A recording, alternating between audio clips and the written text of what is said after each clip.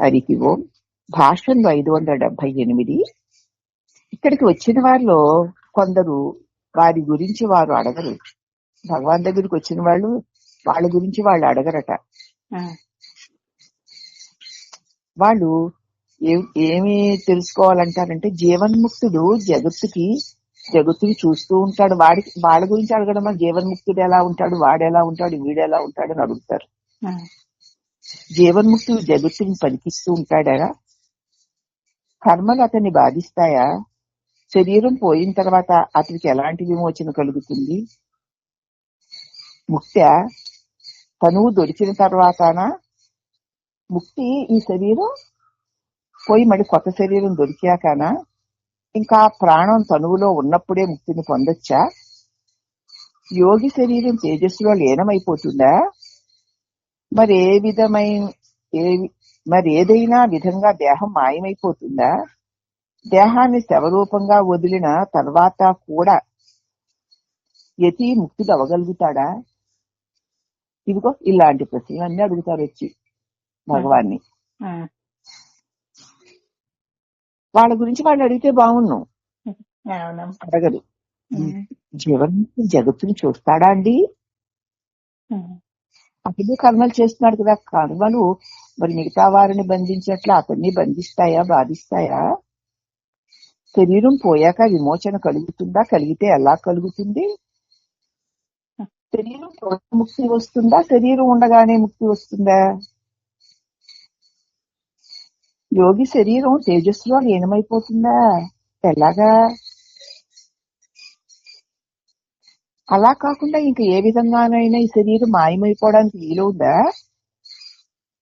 దేహాన్ని శవరూపంగా వదిలిన తర్వాత కూడా యతి ముక్తుడే అయిపోతాడా? ఇదిగో ఇత్యాది ప్రశ్నలు. వీరి ప్రశ్నలకు అందదు. నిజంగా ఆలోచిస్తే ఇలాంటి ప్రశ్నలు మామూలు మానవులందరికీ కలుగుతాయి, సాధకులన్న వాళ్ళకు కూడా కలుగుతాయి. అన్ని విధాలుగా వారు బాధ ఎందుకు పెట్టుకుంటారో, వీరిని తెలుసుకుంటే వీళ్ళకి ముక్తి లభిస్తుంది. ఎందుకు ఊరికి పిచ్చి పిచ్చి ప్రశ్నలు తలకెత్తించుకుని దాన్ని తెలుసుకోవాలని నానా బాధలు ప్రయత్నాలు ఎందుకు చేస్తారో ఏమిటో. ఇవన్నీ వీళ్ళు తెలుసుకుంటే మాత్రం ముక్తి కలుగుతుందా? వీళ్ళకి తెలిసింది ముక్తి కలిగిందా? లేదా? మాకు తెలుసు, ఇలాగ తెలుసు, అలాగ తెలుసు, మేము ఎరుగుదు అని ఇంకా అహంకారంతో విజృంభించడానికి. అందుకే వారితో అంటాను నేను, ముక్తి విషయాన్ని వదిలేయి. ఇప్పుడు నీకు బంధం ఉందా? దాని గురించి తెలుసుకో. ముందు ముక్తి మాట ఎందుకులే, ఎవరి ముక్తి సంగతో నీకెందుకులే. నీకు బంధం ఉందా తెలుసుకో. మొట్టమొదటి నిన్ను నువ్వు చూసుకో. నీకు బంధం ఉందో లేదో నిన్ను నువ్వు చూసుకో అంటాను నేను వారితో. వారు తాము చూసుకోకుండా తాము బంధంలో ఉన్నారో లేదో అన్న సంగతి కూడా తెలుసుకోకుండా జ్ఞానుల యొక్క, యతుల యొక్క ముక్తిని గురించి, వారి దేహాల గురించి, వాటి విమోచనాల గురించి ఎంతో ఎంతో తెలుసుకోగలుగుతారు. ఇవన్నీ తెలుసుకుని వారికి ప్రయోజనం ఏముంది? వారికి ముక్తి కలుగుతుందా? అందుకే నేను వాళ్ళతో అంటే, ముక్తి విషయం వదిలేవయ్యా. జీవన్ముక్తుడు ఎలా ఉంటాడు, శరీరం పోయిన తర్వాత విదేహ ముక్తుడు ఎలా ఉంటాడు, వాళ్ళ శరీరాలు ఏమవుతాయి, ఇవన్నీ వదిలేయి. ముందు నీ సంగతి నువ్వు చూసుకో. నీకు బంధం ఉందో లేదో చూసుకో. నీకు బంధం ఉందో లేదో చూసుకోవాలంటే ముందు నిన్ను నువ్వు చూసుకో, నిన్ను నువ్వు తెలుసుకో అంటాను నేను.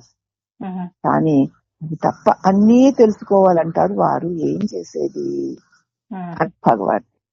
మరి మనలాంటి వారి అజ్ఞానులకి కలిగే ప్రశ్నలు, ఆ ప్రశ్నల వల్ల ఏ ప్రయోజనము లేకపోయినా సరే భగవాన్ దగ్గరికి వచ్చి అడిగినప్పుడు ఆయన డైరెక్ట్ గా నిన్ను నువ్వు చూసుకో అని అంతర్ముఖం చేయడానికి ప్రతి క్షణము ప్రయత్నిస్తూ ఉండేటువంటి భగవాన్ యొక్క అపారమైన కరుణకి అనేక వందనములు. హరి ఓం నమః.